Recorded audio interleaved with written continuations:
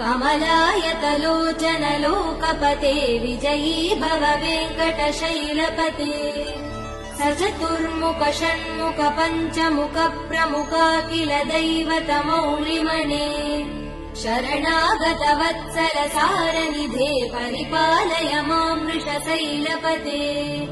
अतिवेलतया तव दुर्विषहैरनुवेल कृतैरपराध सदैः हरितं त्वरितं वृषशैलपते परया कृपया परिपाहि हरे अधिवेङ्कटशैलमुदारमते जनताभिमतादिकदानरतात् परदेवदया गदितान्निगमै कमलादयितान् परं कलये कलवेणुरवा वसगोपवधू शतकोटिवृतात् स्मरकोटिसमात्